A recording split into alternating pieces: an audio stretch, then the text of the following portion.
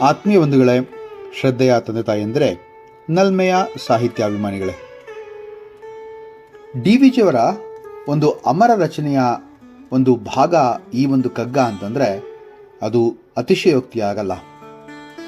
ಅತ್ಯಂತ ಚಿರಪರಿಚಿತ ಹಾಗೂ ಬಹುಪ್ರಸಿದ್ಧ ಕಗ್ಗಗಳಲ್ಲಿ ಇದು ಕೂಡ ಒಂದು. ಸೃಷ್ಟಿಯ ವೈಪರೀತ್ಯತೆಯನ್ನ ಮತ್ತು ಬ್ರಹ್ಮನ ಇರುವಿಕೆಯನ್ನ ಪ್ರತಿಪಾದಿಸುವಂತಹ ಬಹಳ ಮಾರ್ಮಿಕವಾದಂತಹ ಕಗ್ಗ ಇದು. ಮನುಷ್ಯ ತನ್ನ ಮೂಲವನ್ನು ಮರೆತಾಗ ಆಗುವ ಬದಲಾವಣೆ ಹಾಗೂ ಆ ಒಂದು ಬದಲಾವಣೆಯನ್ನ ಅತಿ ದಾರ್ಶನಿಕವಾಗಿ ವರ್ಣಿಸಿರುವ ಡಿ.ವಿ.ಜಿಯವರ ಪರಿ ಅತ್ಯಂತ ಸೊಬಗು ಹಾಗೂ ಅತಿ ಸುಂದರ. ಇಲ್ಲಿ ಡಿ.ವಿ.ಜಿಯವರಿಗೆ ಡಿ.ವಿ.ಜಿಯವರೇ ಸಾಟಿ ಅನ್ನೋದಂತೂ ಗೊತ್ತಾಗತ್ತೆ. ಮೂಲವನ್ನ ಮರೆಮಾಚಿ ತನ್ನ ಆಟವಾಡುತ್ತಿರುವ ಸೃಷ್ಟಿ, ತನ್ನ ನಿಜವಾದ ಅಸ್ತಿತ್ವವನ್ನ ಮರೆಮಾಚಿ ಮೆರೆಯುವಂತಹ ಮನುಷ್ಯ, ಇವರಿಬ್ಬರ ಹೋಲಿಕೆ ಅದ್ವಿತೀಯ ಹಾಗೂ ಅಪ್ರತಿಮ. ಆದರೆ ಕೊನೆಗೆ ಕೊಡುವ ಆ ಸುಂದರ ಉದಾಹರಣೆಯ ತತ್ವ ಮಾತ್ರ ಊಹೆಗೂ ನಿಲುಕದ್ದು ಹಾಗೂ ಅಪ್ರಮೇಯವಾದದ್ದು. ನೊರೆಗೆ ಹಾಗೂ ಹಾಲಿಗೆ ಇರುವಂತಹ ಸಂಬಂಧವನ್ನ ವರ್ಣಿಸಿರುವುದು ಒಂದು ಚಮತ್ಕಾರವೇ ಸರಿ. ಈ ಸುಂದರ ಕಗ್ಗವನ್ನ ಸವಿಯುವಂತಹ ಮಹಾಭಾಗ್ಯ ನಮ್ಮದು ಮತ್ತು ನಿಮ್ಮದಾಗಿದೆ. ಈ 75ನೆಯ ಕಗ್ಗ ಹೀಗಿದೆ.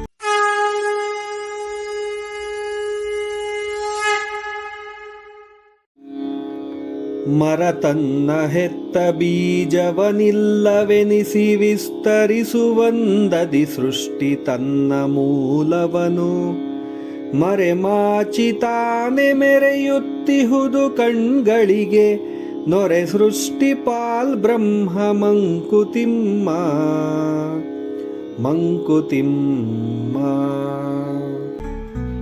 ಅವರು ಈ ಕಗ್ಗದಲ್ಲಿ ಸೃಷ್ಟಿ, ಮೂಲ ಮತ್ತು ಅಹಂಕಾರದ ಸಂಬಂಧವನ್ನ ಬಹಳ ದಾರ್ಶನಿಕವಾಗಿ ಅನಾವರಣ ಮಾಡ್ತಾರೆ. ಈಗ ಅದು ಬೌದ್ಧಿಕವಾಗಿ, ದಾರ್ಶನಿಕವಾಗಿ ಮತ್ತು ಸಂಸ್ಕೃತ ಶಾಸ್ತ್ರೀಯ ಪರಿಪ್ರೇಕ್ಷೆಯಲ್ಲಿ ಹೇಗೆ ಪ್ರಸ್ತುತವಾಗುತ್ತೆ ಅನ್ನೋದನ್ನ ಸ್ವಲ್ಪ ನೋಡೋಣ. ಮರ ತನ್ನ ಹೆತ್ತ ಬೀಜವನ್ನಿಲ್ಲವೆನಿಸಿ, ಇಲ್ಲಿ ಮರವನ್ನು ಒಂದು ಜೀವಿಯಾಗಿ ಕಾಣಲಾಗಿದೆ.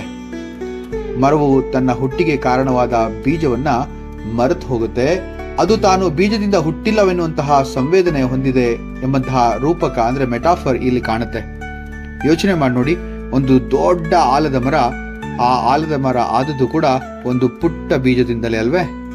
ಆದ್ರೆ ಆ ಬೀಜವನ್ನ ನೀವು ಹುಡುಕಿದ್ರೆ ಆ ಆಲದ ಮರದ ಕೆಳಗೆ ಅದು ಸಿಗುತ್ತಾ? ಇಲ್ಲ. ಹಾಗಾದ್ರೆ ಆ ಆಲದ ಮರ ಬೆಳೆಯೋದಿಕ್ಕೆ ಆ ಬೀಜವನ್ನ ಇಲ್ಲವನ್ನಾಗಿಸ್ಬೇಕಾಗಿ ಬರುತ್ತೆ. ಆ ಒಂದು ಮಾತನ್ನ ಇಲ್ಲಿ ಬಹಳ ಸುಂದರವಾಗಿ ಹೇಳ್ತಾರೆ.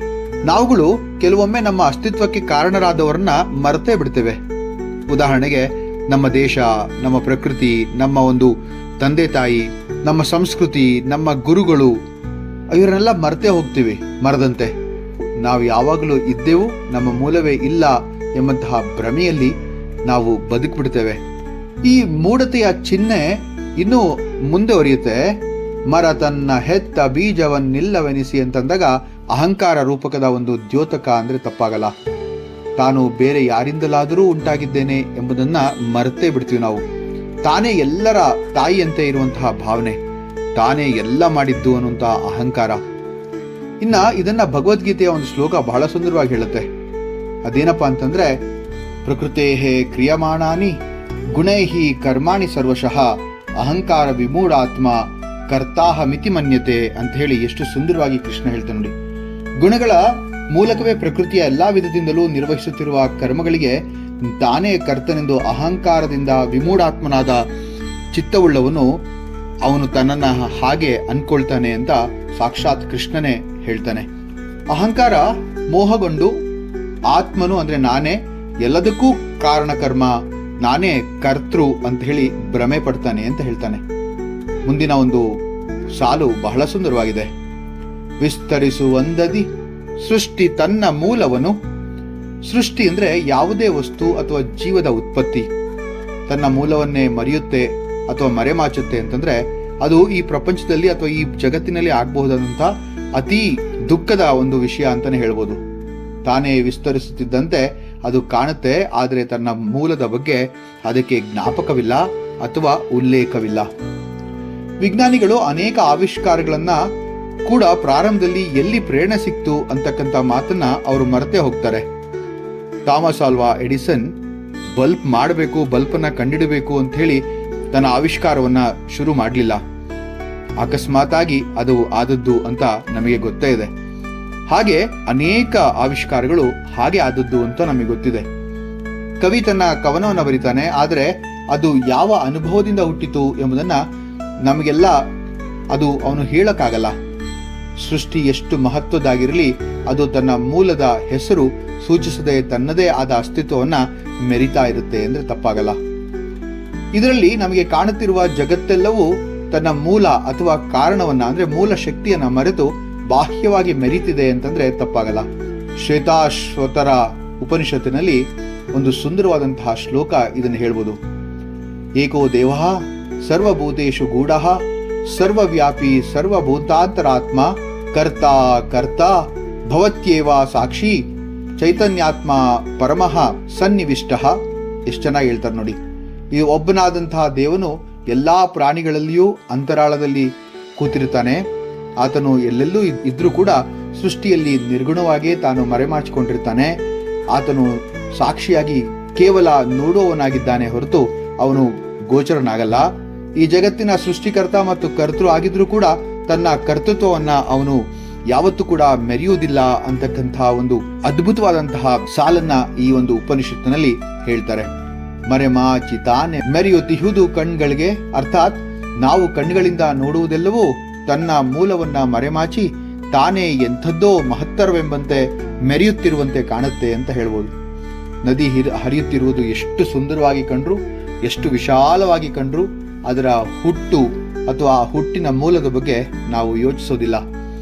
ಮರ ಎಷ್ಟೇ ಉದ್ದವಾಗಿ ದಟ್ಟವಾಗಿ ಬೆಳೆದಿದ್ರು ಕೂಡ ಅದು ಎಷ್ಟು ಸಣ್ಣದಾದ ಬೀಜದಿಂದ ಹುಟ್ಟಿತು ಅನ್ನುವಂತಹ ಮಾತನ್ನ ನಾವೆಲ್ಲರೂ ಕೂಡ ಮರ್ತೇ ಹೋಗ್ಬಿಡ್ತೀವಿ. ಇಲ್ಲಿ ಕಣ್ಗಳಿಂದ ನೋಡುವಂತಹ ಜಗತ್ತೆಲ್ಲ ಅಪ್ರಾಪ್ಯ ಸತ್ಯವನ್ನ ಮೆರೆಸುತ್ತೆ, ನಿಜವಾದ ಮೂಲವನ್ನ ತೋರಿಸುವಂಥದ್ದಲ್ಲ. ಈ ತಾತ್ಪರ್ಯವನ್ನ ಶ್ರೀಮದ್ ಭಗವದ್ಗೀತೆಯಿಂದ ಬಹಳ ಸುಂದರವಾಗಿ ನಮ್ಗೆ ಅರ್ಥ ಆಗುತ್ತೆ.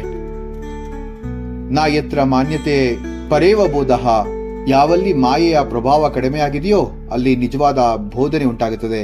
ಇಲ್ಲದಿದ್ದರೆ ಮಾಯೆಯ ದೃಷ್ಟಿಯಲ್ಲೇ ಸೃಷ್ಟಿ ತನ್ನಂತೆ ಮೆರೆಯುತ್ತದೆ, ನಿಜವಾದ ಪರಬ್ರಹ್ಮ ಮರೆಮಾಡಲ್ಪಡುತ್ತಾನೆ ಅಂತ ಹೇಳುತ್ತೆ. ಇನ್ನ ಕೊನೆಗೆ ಬರುತ್ತೆ ಈ ಎಪಿಗ್ರಾಮ್ಯಾಟಿಕ್ ಸೆಂಟೆನ್ಸ್ ಅಂತ ಹೇಳಿ. ತತ್ವದ ಮೂಲ ಇಲ್ಲಿ ಇದೆ ಅಂತ ಹೇಳಿದ್ರೆ ತಪ್ಪಾಗಲ್ಲ. ನೊರೆ ಸೃಷ್ಟಿ, ಪಾಲ್ ಬ್ರಹ್ಮ, ಮಂಕುತಿಮ್ಮ. ಹಾಲನ್ನ ಒಂದು ಪಾತ್ರೆಯಿಂದ ಇನ್ನೊಂದು ಪಾತ್ರೆಗೆ ಹಾಕ್ತಾ ಹೋದಾಗ ಆ ಒಂದು ಮೇಲ್ ಬರ್ತಕ್ಕಂತಹ ನೊರೆ ಆ ಪಾತ್ರೆಯನ್ನ ಆವರಿಸಿಬಿಡುತ್ತೆ. ಅಂದ್ರೆ ಆ ನೊರೆ ಎಲ್ಲಾ ಕಡೆ ಎದ್ದು ಕಾಣುತ್ತೆ. ಹಾಗಂದ್ರೆ ಆ ನೊರೆನೇ ಎಲ್ಲ ಅಲ್ಲ ಅಲ್ವಾ, ಆ ಹಿಂದಿರುವಂತಹ ಅಥವಾ ಕೆಳಗಿರುವಂತಹ ಹಾಲು ಪ್ರಮುಖ ಆಗ್ಬಿಡುತ್ತೆ. ಆದ್ರೆ ನಾವು ಹಾಲನ್ನ ಮರಿತೀವಿ, ಆದ್ರೆ ನೊರೆಯನ್ನು ಮಾತ್ರ ನೋಡುವಂತಹ ಒಂದು ವ್ಯವಧಾನವನ್ನ ಇಟ್ಕೊಳ್ತೀವಿ. ಅದನ್ನ ಇಲ್ಲಿ ಬಹಳ ಸುಂದರವಾಗಿ ಹೇಳ್ತಾರೆ. ಇಲ್ಲಿ ನೊರೆ ಅಂದ್ರೆ ಅಹಂಕಾರ, ಹೆಮ್ಮೆ. ಡಿ ವಿಜಿಯವರು ಹೇಳ್ತಾರೆ, ಸೃಷ್ಟಿಯ ಪಾಲಿಗೆ ಈ ಅಹಂಕಾರ ತಾನೇ ಎಲ್ಲವನ್ನೂ ಸೃಷ್ಟಿಸಿದೆ, ನನ್ನಿಂದಲೇ ಈ ವ್ಯವಹಾರ ಎಂಬುದು ಅನಿವಾರ್ಯವಾಗಿ ಕಂಡುಬರುತ್ತೆ. ಆದರೆ ಈ ಅಹಂಕಾರ ವಾಸ್ತವವಾದ ಸ್ಥಿತಿಯನ್ನ ಮರೆಮಾಚುತ್ತೆ.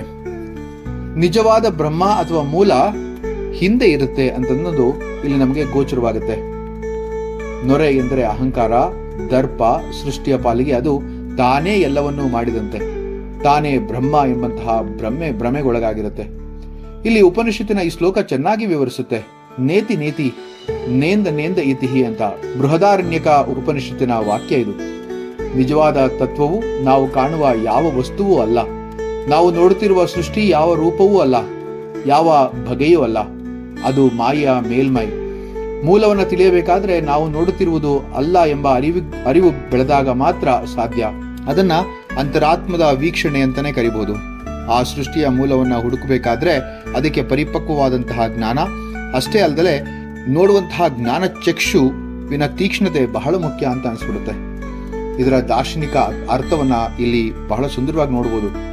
ಪ್ರತಿಯೊಂದು ಸೃಷ್ಟಿಗೂ ಮೂಲವಿದೆ. ಅದು ಬೀಜವೋ, ಶಕ್ತಿಯೋ, ಪ್ರೇರಣೆಯೋ ಯಾವುದಾದ್ರೂ ಆಗಿರಬಹುದು. ಆದರೆ ಕಾಲಕಾಲಕ್ಕೆ ಆ ಮೂಲವನ್ನ ಮನುಷ್ಯ ಮರ್ತೋಗ್ತಾನೆ. ತನ್ನ ಸೃಷ್ಟಿಯ ಅಹಂಕಾರದಲ್ಲಿ ಮನುಷ್ಯ ತಾನೇ ದೇವರು ಎಂಬಂತಹ ಭ್ರಮೆಗೆ ಒಳಪಟ್ಬಿಡ್ತಾನೆ.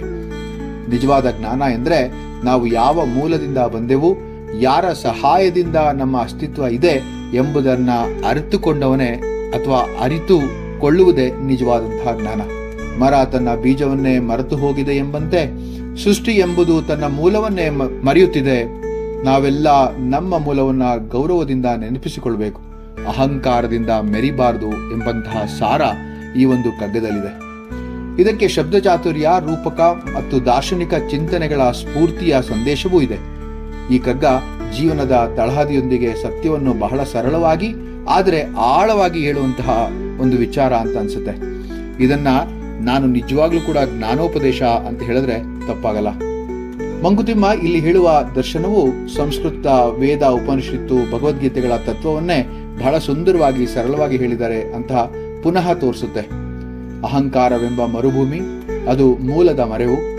ಮಾಯೆಯ ಚಿತ್ತಾರ ಅಂತಂದ್ರೆ ಹೊರಗಿನ ಜಗತ್ತಿನ ಮೋಹ. ಪರಬ್ರಹ್ಮದ ಅರಿವು ಅಂತಂದ್ರೆ ಆ ಮೂಲಕ್ಕೆ ಕೃತಜ್ಞತೆ. ಮರ ತನ್ನ ಹೆತ್ತ ಬೀಜವನ್ನಿಲ್ಲವೆನಿಸಿ ವಿಸ್ತರಿಸುವಂದದಿ ಸೃಷ್ಟಿತನ ಮೂಲವನು. ಮರೆಮಾಚಿ ತಾನೇ ಮೆರೆಯುತ್ತಿಹುದು ಕಣ್ಗಳಿಗೆ, ನೊರೆ ಸೃಷ್ಟಿ ಪಾಲ್ ಬ್ರಹ್ಮ ಮಂಕುತಿಮ್ಮ. ಮುಂದಿನ ಕಗ್ಗದೊಂದಿಗೆ ಮತ್ತೆ ಭೇಟಿಯಾಗೋಣ. ನಮಸ್ಕಾರ.